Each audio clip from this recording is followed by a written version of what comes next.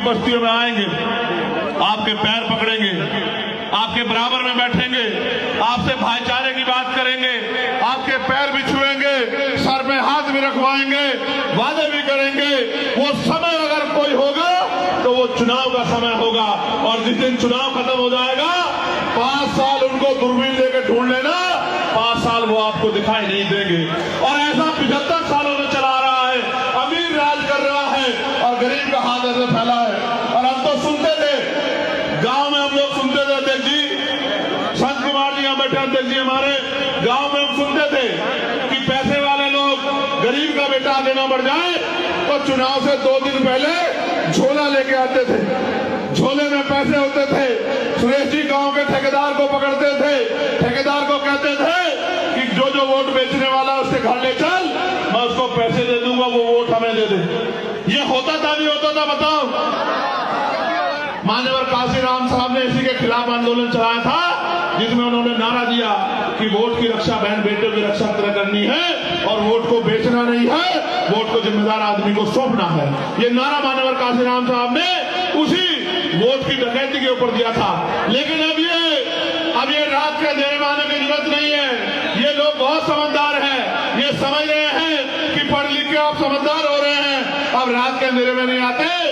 अब तो दिल्ली के बड़े बड़े दफ्तरों में बैठ के मीडिया के सामने घोषणा करते हैं कि हम आपको 2500 रुपए महीना देंगे, हम आपको 3000 रुपए महीना देंगे, हम आपको 2100 रुपए महीना देंगे, हम आपको 500 रुपए का सिलेंडर देंगे, हम आपको साड़ी देंगे, कपड़ा देंगे, मिठाई देंगे, आप हमें वोट दे दो। ये वोट की खरीदारी नहीं है तो अब क्या है, आप मुझे बताओ?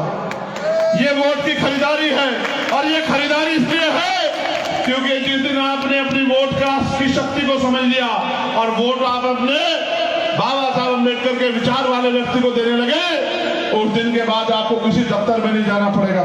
आप पता करा के देखना, मेरी लोकसभा में अभी एक गांव में कीचड़ हो रहा था अध्यक्ष जी, कीचड़ हो रहा था। बच्चों ने मुझे मैसेज किया कि सांसद जी हम स्कूल जाते हैं, बाबा साहब ने कहा था कि शिक्षा श्रेणी का वो दूध जो पिएगा दहाड़ेगा। हम बाबा साहब की बात मान के स्कूल जाते हैं, हमारे परिवार के लोग भूखे प्यासे रह के एक एक पैसा जोड़ के हमें स्कूल भेजते हैं, हम वर्दी पहन के जाते हैं, लेकिन जब कीचड़ से निकल के जाते हैं तो स्कूल में जाते जाते ऐसे हो जाते हैं जैसे खेत से आ रहे हो। और जब हम स्कूल में बैठते हैं तो वो गंदगी हमारे पैरों में, कपड़ों में लगी होती है, तो हम पढ़ भी नहीं पाते। मैंने अधिकारियों को कहा कि भाई आप लोग क्यों नहीं ध्यान देते? बोले जी सब ठीक है। मैंने कहा ठीक है तो चलो मेरे साथ। मैं अपने उस गांव में उनको लेके गया और मैंने कहा कि चलो जरा गांव का निरीक्षण करके आएंगे। और जब उस गारे से मैंने उनको निकाला, इतने इतने गारे से, तो एक दूसरे से कहने लगे, क्योंकि अधिकारी भी समझदार हैं, कि क्यों नहीं बनी ये सड़क, सांसद जी नाराज हो रहे हैं, क्यों नहीं ध्यान दिया गया, इतने बुरे हाल है गांव में, समस्या क्यों नहीं ध्यान दिया गया। मैंने उनमें महिला अधिकारी भी थी, मेरी बहनें उनसे कहा कि आप भी कंपटीशन दे के आई, महसूस करके देखो, अगर आपके बच्चों को ऐसी गंदगी से निकलना पड़े तो आपके मन में क्या बीतेगी। और मुझे उम्मीद है, मैंने 15 दिन का समय दिया था, 15 दिन के अंदर वो सड़क बन जाएगी, मेरा भरोसा है, क्योंकि वहां सांसद चंद्रशेखर आजाद है, वहां कोई ऐरा गैरा सांसद नहीं। तो मैं तो कोशिश कर रहा हूं कि जितनी ताकत आपने मुझे दी है उस लड़ाई को लड़ सकूं। और मैं आपको विश्वास दिला कहता हूं कि अगर आपने इस गोकलपुरी विधानसभा में, अब तक तो आपने जिसको चाहे मौका दिया, लेकिन इस बार आपने अगर भाई अरविंद जी को मौका दिया और 5 तारीख को केतली का बटन दबा दिया, और मेरी बात को याद रखना कि जिस दिन परिणाम आएगा और आपके आशीर्वाद से अरविंद भाई एमएलए बन गए, तो याद रखना किसी दफ्तर के बाहर जाके लाइन लगाने की जरूरत आपको नहीं पड़ेगी। इस बात का मैं आपको विश्वास दिलाता हूं। ये वोट हथियार है हमारा, इस हथियार का प्रयोग करना जान लो। ये 2 धारी तलवार है, अगर अपने व्यक्ति को दी तो आपकी समस्याओं का हल होगा, आपकी परेशानियां खत्म होगी, और अगर किसी ऐसे व्यक्ति को दे दी जो आपको धोखा ठगने के लिए मैदान में आया है, तो आपकी समस्याओं का हल नहीं होगा और नई मुसीबतें आपके ऊपर पड़ जाएंगी। आज महंगाई ने कमर तोड़ दी है, नौकरी नाम की चीज नहीं है, आरक्षण जो हमारा हथियार था जिससे हमारे 100 वो नौकरियां खत्म हो गई हैं, निजीकरण किया जा रहा है, तमाम तरह से लूटमारी हो रही है, भर्तियों में घोटाला हो रहा है। कल किसी गरीब दलित पिछड़े का बच्चा किसी दफ्तर में सरकारी कुर्सी पर नहीं बैठ पाएगा। और आप जानते हैं सरकारी नौकरी क्या है? सरकारी नौकरी वो है जो आपकी 2 से 3 पीढ़ियों को मुख्य धारा में जोड़ देती है।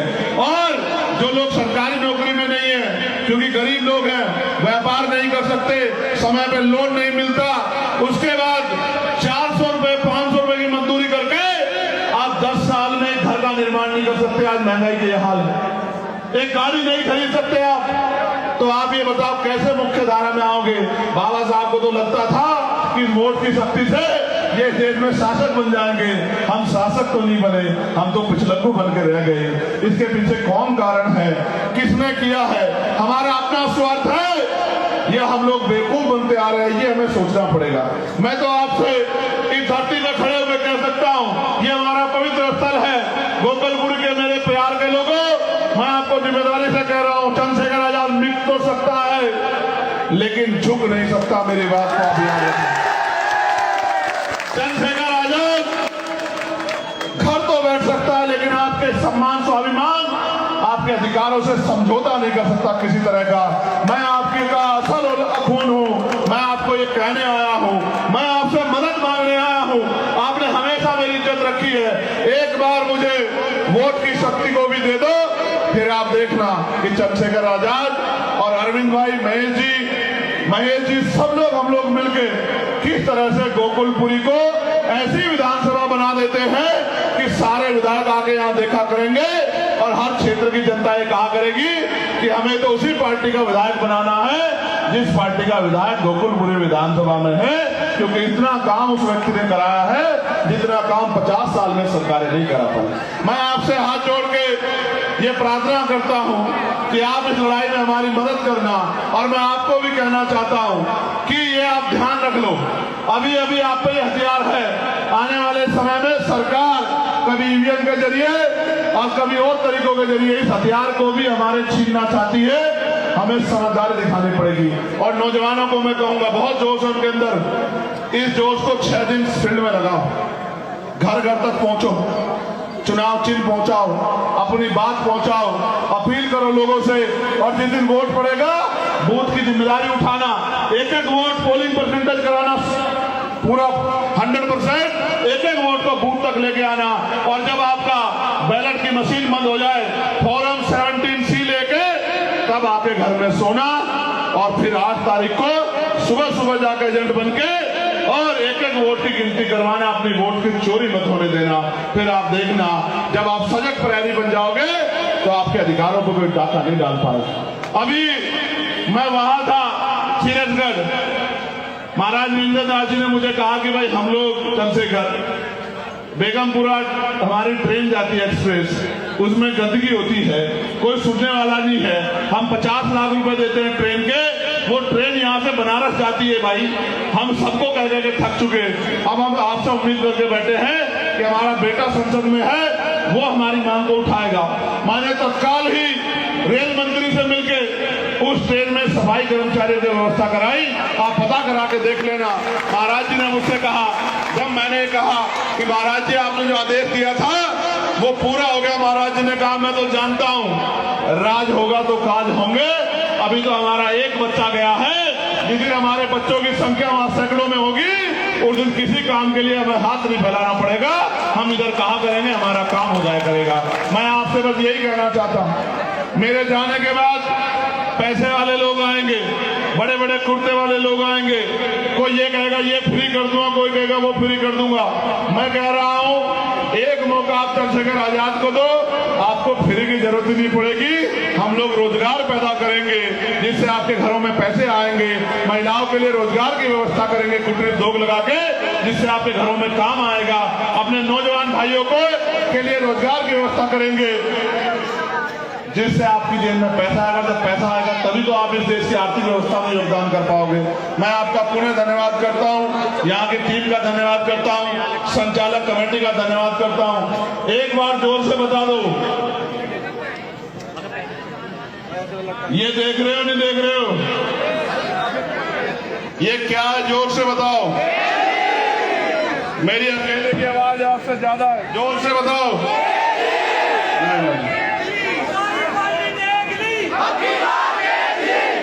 जोर से बताओ,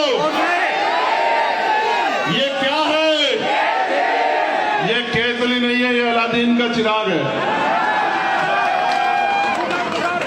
देखते हैं, देखा नहीं देखा आपने बचपन में टीवी में अलादीन का चिराग? पकड़ना मैं इसको। और जब अलादीन के चिराग पे ऐसे घिसते हैं तो क्या निकलता है उसमें से? इसमें से कौन निकलेगा?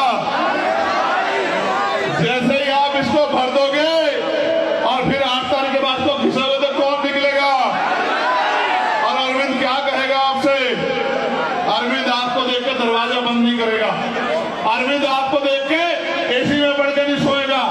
अरविंद आपको देख के दरवाजा खोल के कहेगा कि मेरे सर पे हाथ रखो, मुझे काम बताओ, आपने मुझे वोट दिए, मेरे लिए काम बताओ कि मैं आपसे किस काम आ सकता हूँ, किस समस्या के लिए आपको आना पड़ा है। आपको आना नहीं चाहिए था, आपको मुझे फोन करना था, मैं वहां आता। आप मालिक हो, मैं आपका सेवक हूँ।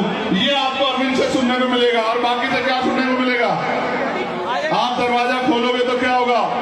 नेताजी गेट खोल के कह देंगे कि यहाँ नहीं रहते नेताजी, नेताजी गए घूमने के लिए, 10-15 दिन बाद आना। अब आपको तय करना है कि आपको किसका साथ देना है। बहुत बहुत धन्यवाद। मेरे साथ नारा लगा दो जोर से, जय भीम, जय भीम, जय भारत, जय भारत, जय संविधान।